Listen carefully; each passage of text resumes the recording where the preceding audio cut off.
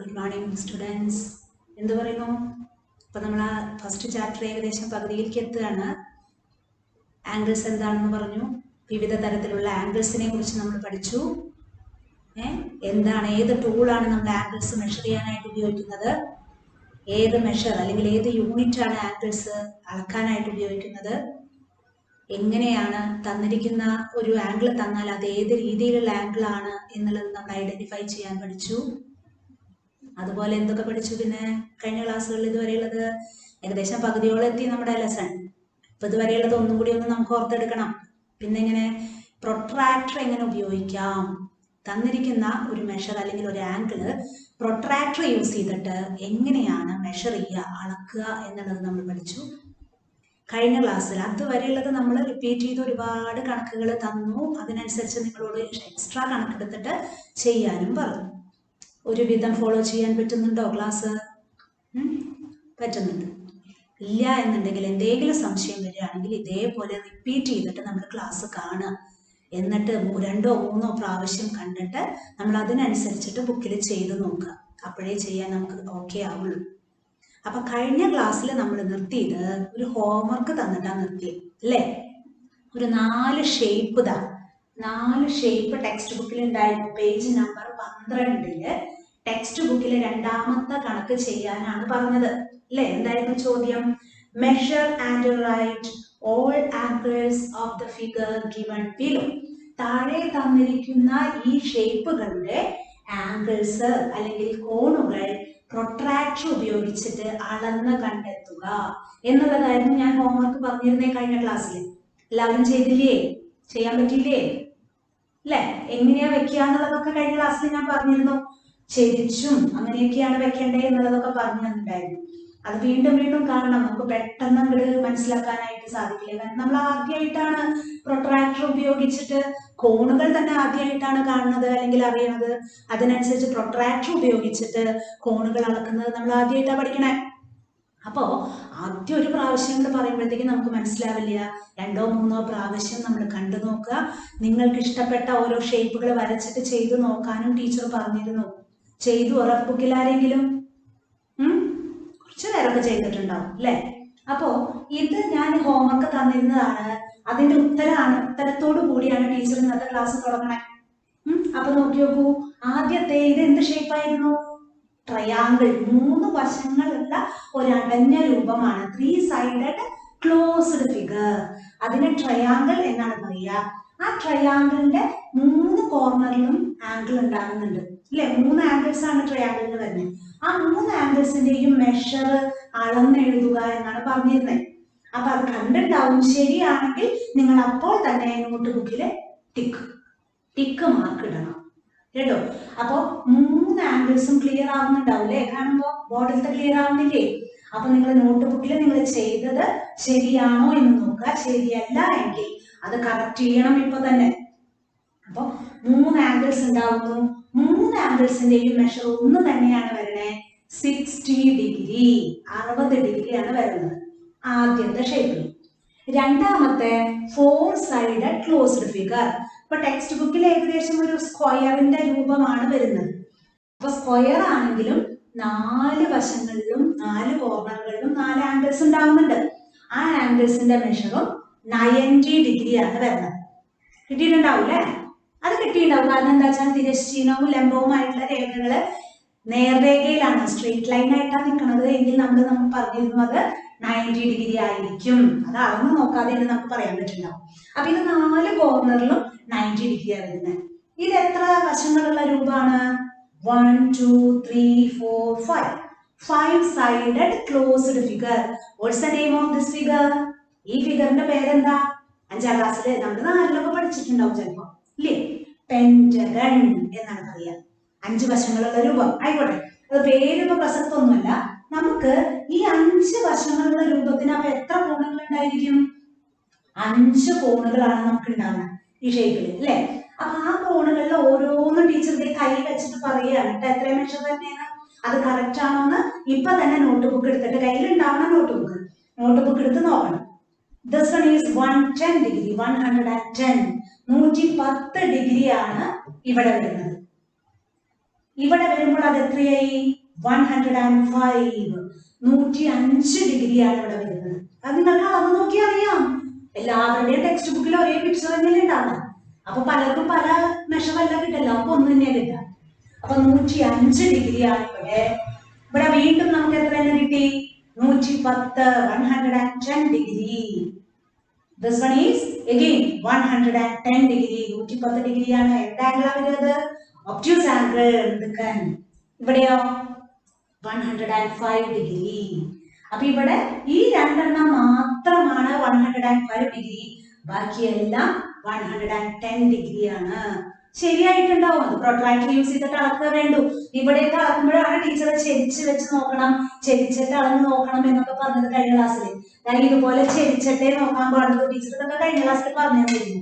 ഇങ്ങനെ വെക്കരുത്, കാരണം പ്രൊട്രാക്ടറിന്റെ ഒരു ലൈൻ നമ്മൾ മെഷർ ചെയ്യുന്ന ആംഗിളിന്റെ വരയോട് ചേർന്നിരിക്കണം. അപ്പൊ ചെരിച്ചിട്ട് അളക്കണം എന്നുള്ളത് കഴിഞ്ഞ ക്ലാസ്സിൽ പറഞ്ഞിട്ടുണ്ടായി.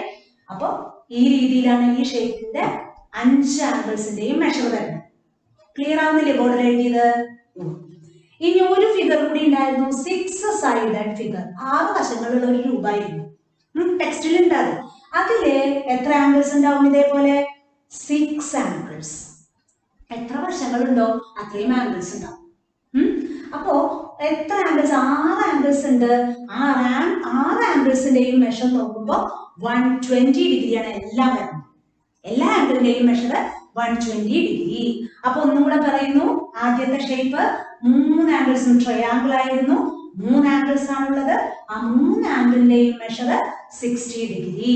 ആദ്യത്തെ ക്വസ്റ്റ്യന്റെ answer.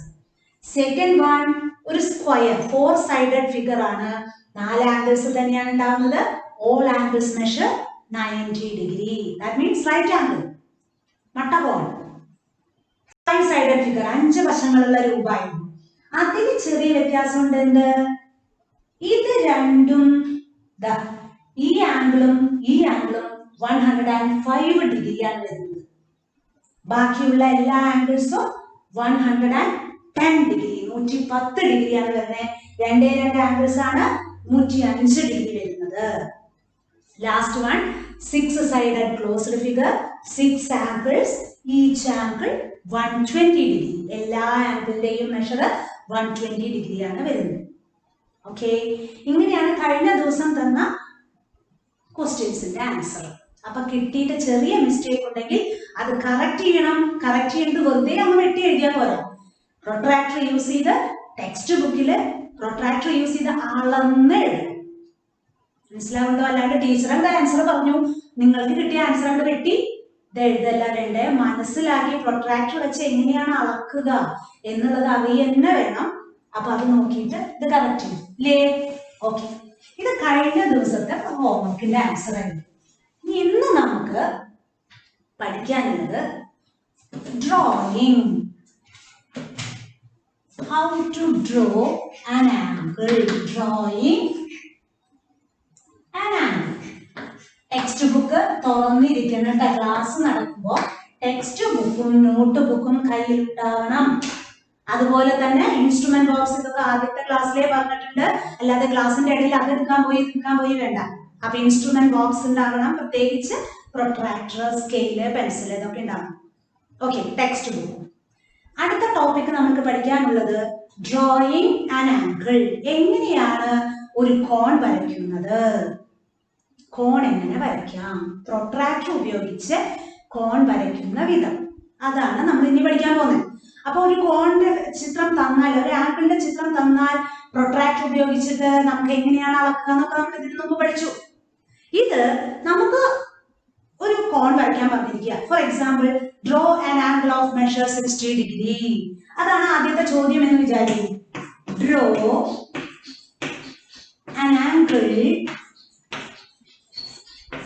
Draw an angle of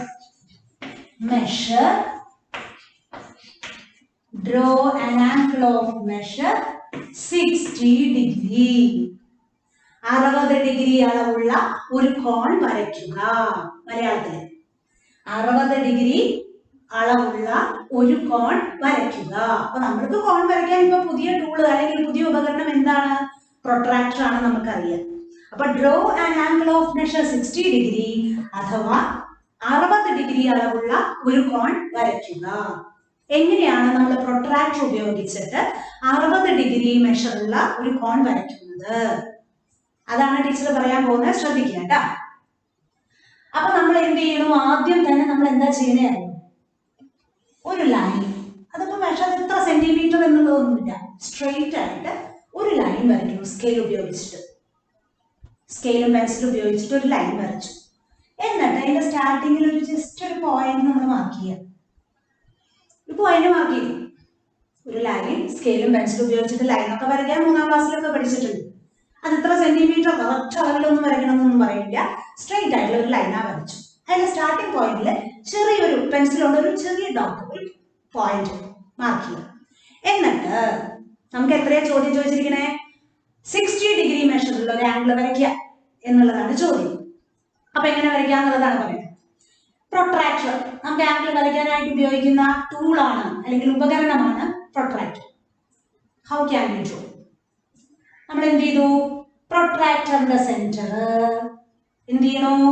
ഞാൻ വരച്ച ആ ലൈനിന്റെ സ്റ്റാർട്ടിംഗ് പോയിന്റ് എന്ന് പറയുന്നത് ഇതേ ഉള്ളൂ ടീച്ചറെ. ഇതും സ്റ്റാർട്ടിംഗ് പോയിന്റ് ആയിക്കൂടെ? അവിടെ ഇങ്ങോട്ട് വരച്ചൂടെ? അപ്പൊ നമ്മൾ ആദ്യം ഇവിടെ നിന്ന് അങ്ങോട്ട് വരയ്ക്കുന്നത് ഇത് സ്റ്റാർട്ടിംഗ് പോയിന്റ് ആണെന്ന് വിചാരിച്ചിട്ട് എങ്ങനെ വരയ്ക്കാം? അത് കഴിഞ്ഞ് ടീച്ചർ പറയാം അവിടെ നിങ്ങളാണെങ്കിൽ എങ്ങനെ വരയ്ക്കാന്ന്. അപ്പൊ ആദ്യം ഇത് ശ്രദ്ധിക്കാം കേട്ടോ.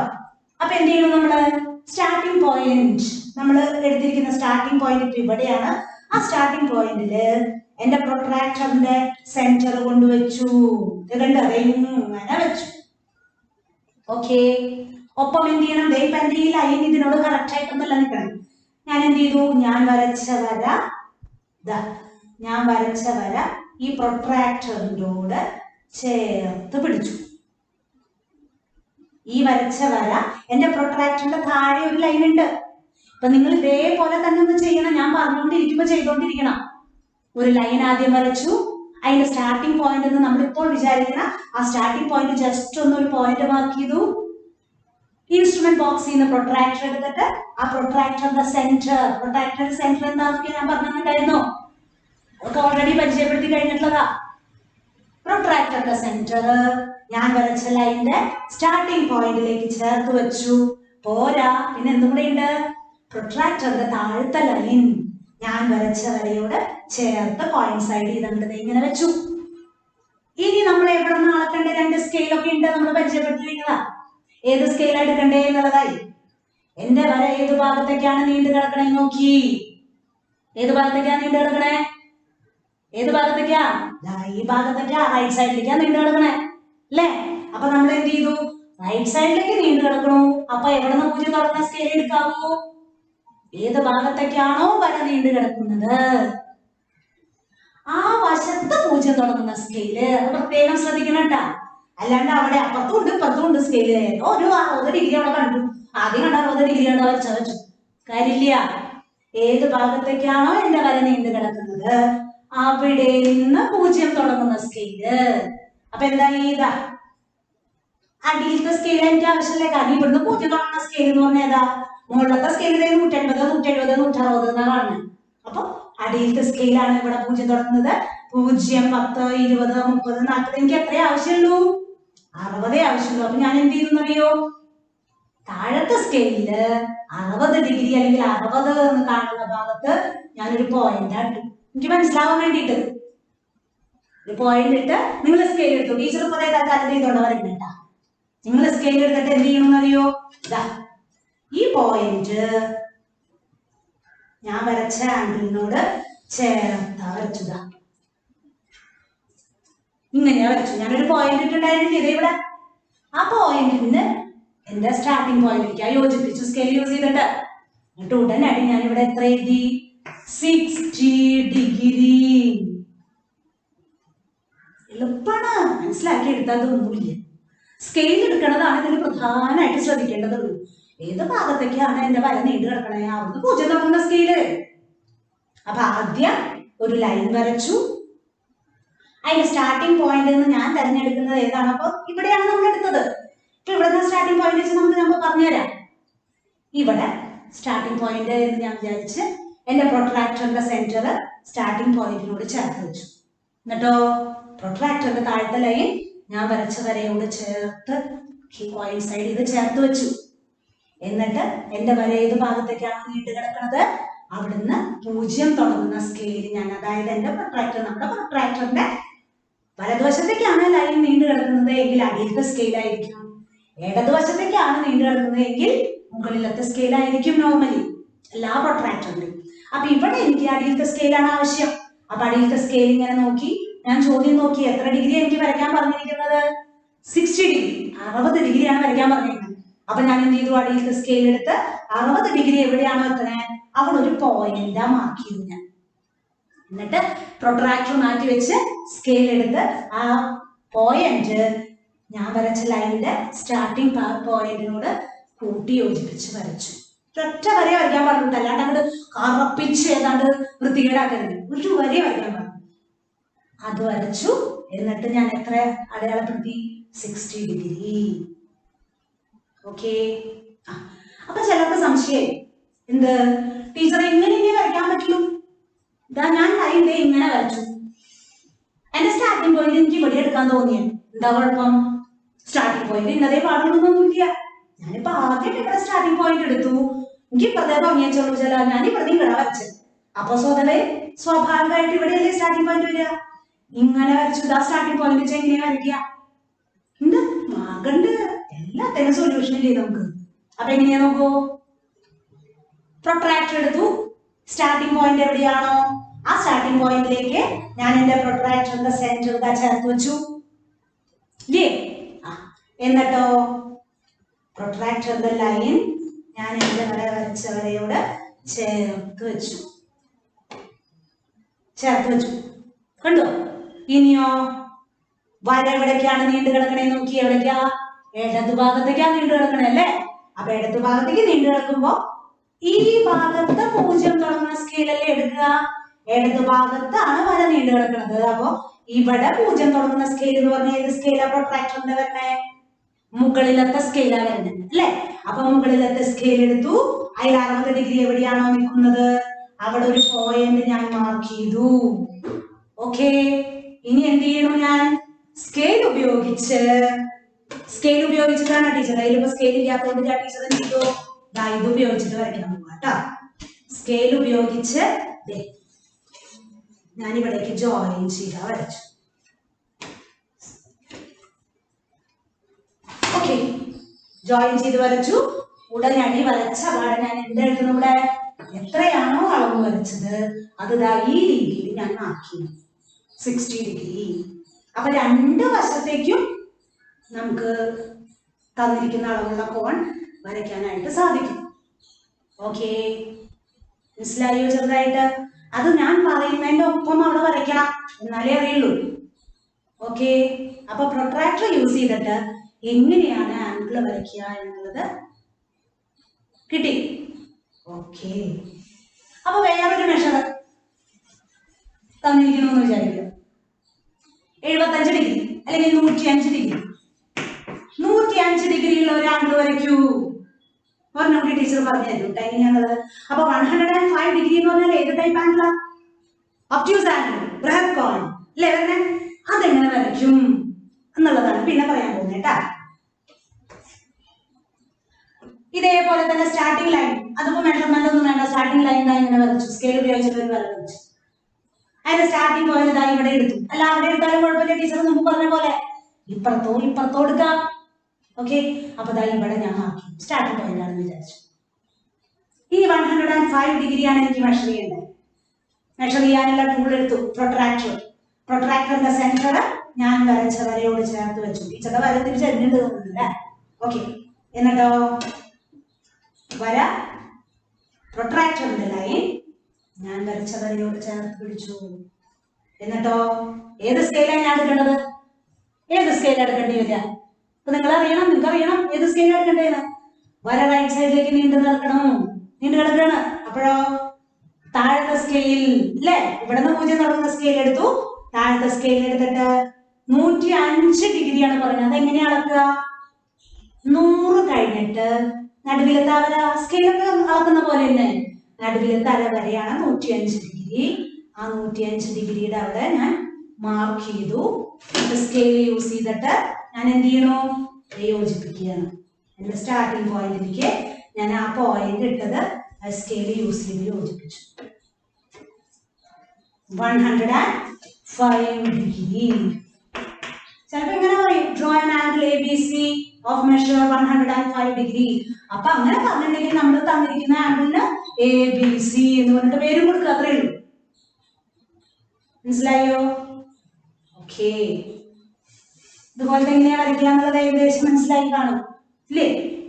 അപ്പോ ഇവിടെ പേജ് നമ്പർ 213 എന്നുള്ളതിൽ ഒരു ചോദ്യം ഉണ്ട്. ഒരു ചോദ്യം എന്താ അറിയോ? ടെക്സ്റ്റ് ബുക്ക് ഉണ്ടല്ലോ. ചോദ്യം ഇതാണ്: A rectangle has 4 angles. A rectangle has 4 angles. ഇതൊക്കെ ചോദ്യം ടെക്സ്റ്റ് ബുക്കിൽ ഉള്ളത് തന്നെയാണ്. ഒരു ചതുരത്തിന് 4 കോണുകളുണ്ട് എന്നല്ലേ കണ്ടേ മലയാളം മീഡിയംകാർക്ക്? അതെ. A rectangle has 4 angles.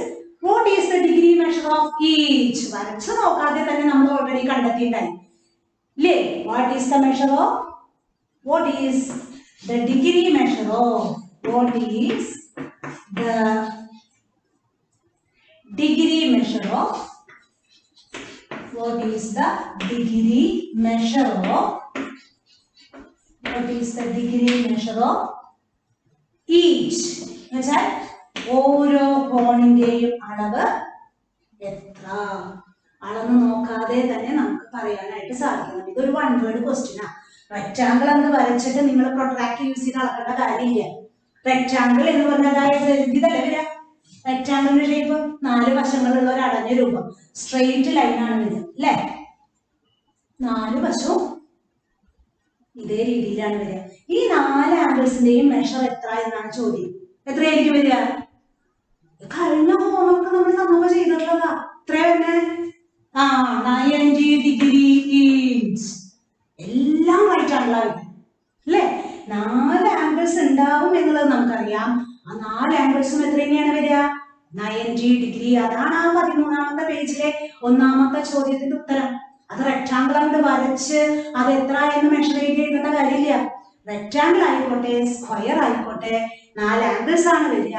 ആ 4 ആംഗിൾസിന്റെയും മെഷർ എത്രയാ വരിക? 90 ഡിഗ്രി റൈറ്റ് ആംഗിൾ. ഓക്കെ, അതാണ് ആ 13th പേജിലെ ആദ്യത്തെ ക്വസ്റ്റ്യന്റെ ആൻസർ. ഓക്കെ, ഇനി സെക്കൻഡ് ക്വസ്റ്റ്യൻ ഒന്ന് നോക്കൂ. സെക്കൻഡ് ക്വസ്റ്റ്യൻ ടീച്ചർ ബോർഡിൽ എഴുതണില്ല കേട്ടാ, നിങ്ങൾ ടെക്സ്റ്റ് ബുക്കിൽ നോക്കുക. സെക്കൻഡ് ക്വസ്റ്റ്യൻ ടീച്ചർ ദേ വായിക്കുന്നു.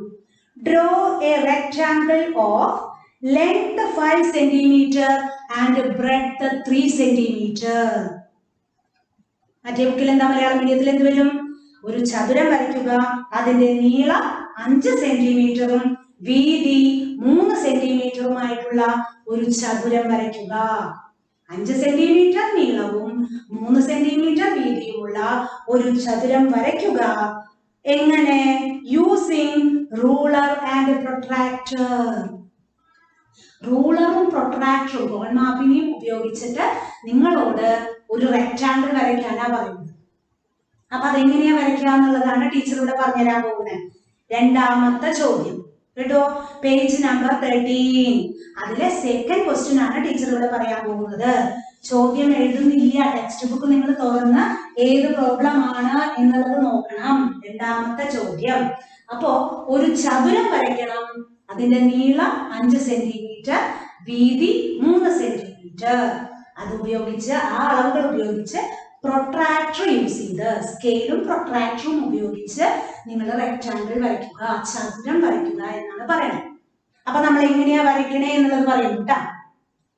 അപ്പോ ആദ്യം തന്നെ നീളം ഒരു ലൈൻ, അതിന്റെ മെഷർ തന്നിട്ടുണ്ട്. റെക്ടാങ്കിളിന്റെ മെഷർ, നീളത്തിന്റെ മെഷർ. റെക്ടാങ്കിളിന്റെ പ്രത്യേകത എന്താ? 4ാം ക്ലാസ്സിൽ പഠിച്ചിട്ടുണ്ടല്ലോ. 4 വശമാണ്, സമ്മതിച്ചു. 4 വശമാണ് റെക്ടാങ്കിൾ തന്നെ. കൊല്ലൊക്കെ പഠിച്ചു 4 കോണുകളുമാണ്. പ്രധാന സവിശേഷത എന്താ റെക്ടാങ്കിളിന്റെ? എന്താ റെക്ടാങ്കിളിന്റെ പ്രത്യേകത? 4 വശങ്ങളുണ്ട്, അതോടൊപ്പം തന്നെ ഒരു പ്രത്യേകതയുണ്ട്. അത് തന്നെ എതിർവശങ്ങൾ തുല്യമാണ്. Opposite sides are equal. പഠിച്ചിട്ടില്ലേ അത്? 4ാം ക്ലാസ്സിൽ ഇതൊക്കെ പഠിച്ചിട്ടുള്ളതാ. സ്ക്വയർ എന്താണ്, റെക്ടാങ്കിൾ എന്താണ്, സർക്കിൾ എന്ന് പറഞ്ഞാൽ എങ്ങനെ ഇരിക്കും, ട്രയാങ്കിൾ എന്ന് വെച്ചാൽ എങ്ങനെ ഇരിക്കും, അല്ലേ? അത് 4ാം ക്ലാസ്സിൽ പഠിച്ചിട്ടുള്ളത്. അപ്പൊ ഇവിടെ നമുക്ക് റെക്ടാങ്കിൾ ആണ് അറിയേണ്ടത്. റെക്ടാങ്കിളിന്റെ പ്രത്യേകത എന്ന് പറയുന്നത് opposite sides are equal, it has 4 sides. അപ്പൊ റെക്ടാങ്കിളിന്റെ എന്താണ് റെക്ടാങ്കിളിന്റെ ഡെഫിനിഷൻ എന്നുള്ളത് ടീച്ചർ നോട്ട് അയക്കുന്നുണ്ട്. അത് നന്നായിട്ട് പഠിക്കണം. 4ാം ക്ലാസ്സിൽ പഠിച്ചതാണെങ്കിലും നമുക്ക് ചിലർക്കൊക്കെ മറന്നുപോയിണ്ടാവും അല്ലെ? അപ്പൊ അതൊന്ന് ഓർമ്മ പുതുക്കാനായിട്ട് ടീച്ചർ ഇത് കഴിഞ്ഞാൽ നോട്ട് അയക്കും. ഇതെങ്ങനെ വരയ്ക്കാന്നുള്ളതാണ് നമ്മൾ പറയാൻ പോകുന്നത് കേട്ടാ. അപ്പൊ റെക്ടാങ്കിളിനെ എങ്ങനെ വരയ്ക്കും? പ്രൊട്രാക്ടർ ഉപയോഗിച്ചിട്ട് എങ്ങനെയാണ് വരയ്ക്കുന്നത്? ആദ്യം തന്നെ റെക്ടാങ്കിളിന്റെ നീളം, ഒരു വശത്തിന്റെ നീളം തന്നിരിക്കുന്നു 5 സെന്റിമീറ്റർ. അപ്പൊ സ്കെയിലും പെൻസിലും ഉപയോഗിച്ച് ടീച്ചർ പറയുന്നതിന്റെ ഒപ്പം ചെയ്തു പോവാട്ടാ. 5 സെന്റിമീറ്റർ സ്കെയിലും പെൻസിലും ഉപയോഗിച്ച് 5 സെന്റിമീറ്റർ നീളത്തിലെ ഒരു വര വരയ്ക്കുക, ഒരു ലൈൻ വരയ്ക്കുക.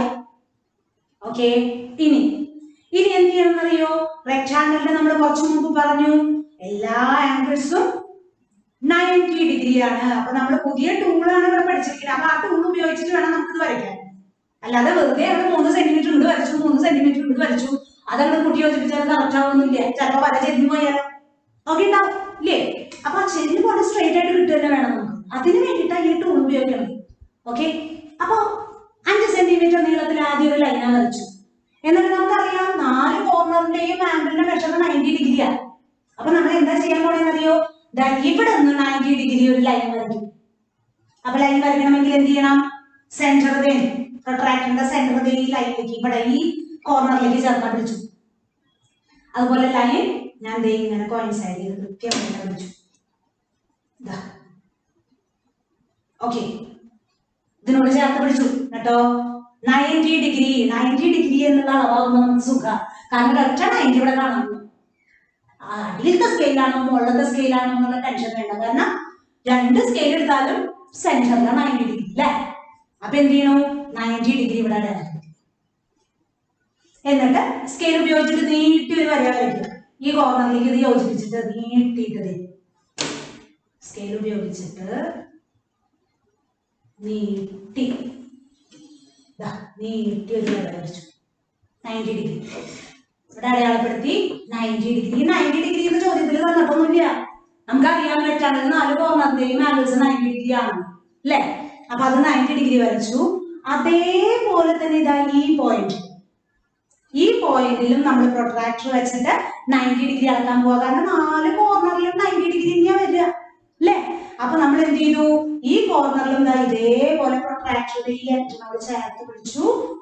താഴത്തെ വര പ്രൊട്രാക്ടറിന്റെ ഈ ലൈനിനോട് ചേർത്ത് പിടിച്ചു. കണ്ടോ?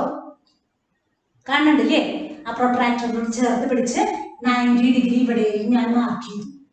എന്നിട്ടോ സ്കെയിൽ ഉപയോഗിച്ചിട്ട് ഈ 90 ഡിഗ്രിയുടെ പോയിന്റും ഈ എൻഡ് പോയിന്റും നമ്മൾ യോജിപ്പിക്കാൻ പോവാണ് കേട്ടാ. നീട്ടി വരയ്ക്കുക, ലൈനൊക്കെ നീട്ടി വരയ്ക്കുക. ആവശ്യമില്ല, അത് നമുക്ക് പിന്നെ മാറ്റിയാലോ. 90 ഡിഗ്രി ഇവിടെയും 90 ഡിഗ്രി. ഓക്കെ, ആദ്യം തന്നെ 5 സെന്റിമീറ്റർ ലെങ്ത് സ്കെയിലും പെൻസിലും ഉപയോഗിച്ചിട്ട് ലൈൻ വരച്ചു. അത് കഴിഞ്ഞിട്ടോ ഈ കോർണറിൽ പ്രൊട്രാക്ടർ ഉപയോഗിച്ചിട്ട് 90 ഡിഗ്രി ഒരു പോയിന്റ് ഇട്ട് അതേ രീതിയിനോട് യോജിപ്പിച്ചു. അതേപോലെ ഇവിടെയും പ്രൊട്രാക്ടർ വെച്ച് നമ്മൾ എന്ത് ചെയ്തു? 90 ഡിഗ്രി പോയിന്റ് ഇട്ട് അതും ഈ എൻഡ് പോയിന്റിലേക്ക് ഞാൻ യോജിപ്പിച്ചു. ദെൻ ഒരളവും കൂടി ചോദ്യത്തിൽ തന്നിട്ടല്ലോ. എന്ത്? It's breadth. This one is length. Breadth 3 centimetre എന്ന് തന്നിരിക്കുന്നു ഇല്ലേ? അപ്പൊ നമ്മൾ എന്ത് ചെയ്യണം ഇനി? ബ്രെഡ്ത്ത്, അതായത് ഇവിടുന്ന് അതിന്റെ വീതി.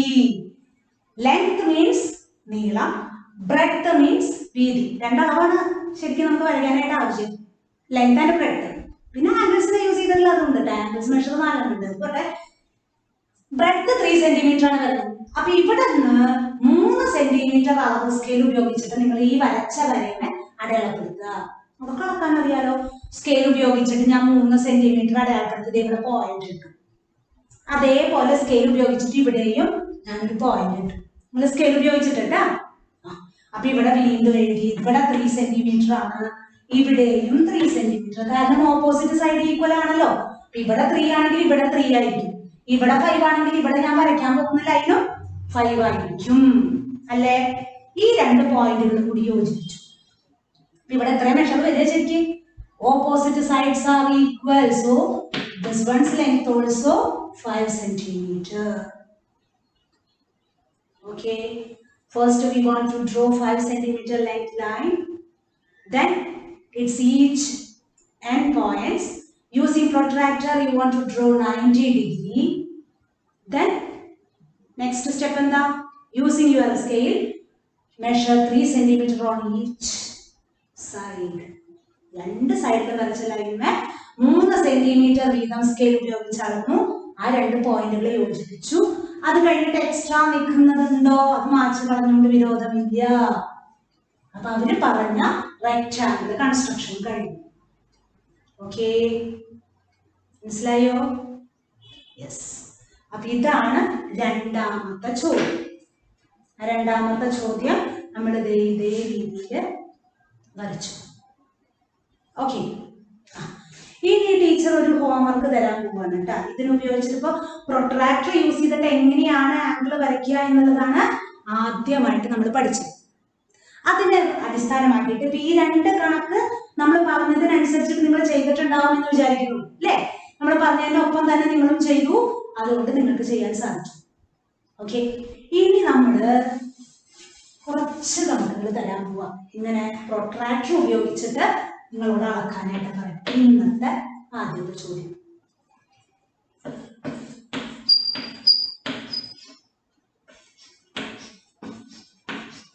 Draw an angle of measure. Draw an angle of measure 65 degree. Draw an angle of measure 65 degree. 65 degree അളവുള്ള 65 degree അളവുള്ള കോൺ വരയ്ക്കുക. 65 ഡിഗ്രി അളവുള്ള കോൺ വരയ്ക്കുക. അതൊന്നാമത്തെ. രണ്ടാമത്തെ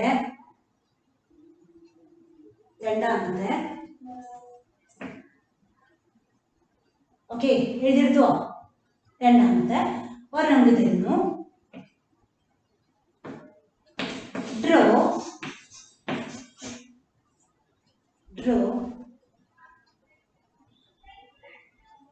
angles for the following measures.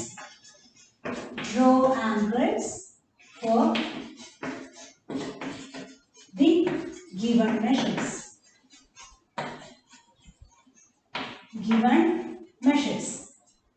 Draw angles for the given measures. താഴെ തന്നിരിക്കുന്ന അളവിൽ കോണുകൾ വരയ്ക്കുക. മലയാളം എഴുതിയിരിക്കുക. താഴെ തന്നിരിക്കുന്ന അളവിൽ കോണുകൾ വരയ്ക്കുക.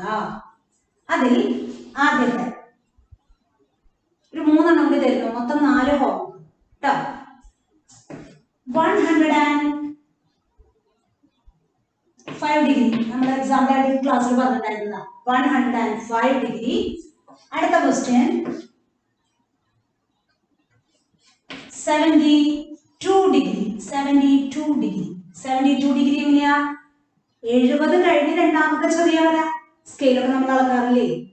അതുപോലെ തന്നെ 5.5, 5.3 എന്നൊക്കെ പറഞ്ഞിട്ട്. അതേപോലെ 72 ഡിഗ്രി എന്ന് പറഞ്ഞാൽ ദാ ഇവിടെ 70 കഴിഞ്ഞിട്ട് 70 ഡിഗ്രി കാണാനുണ്ടോ? ദാ 70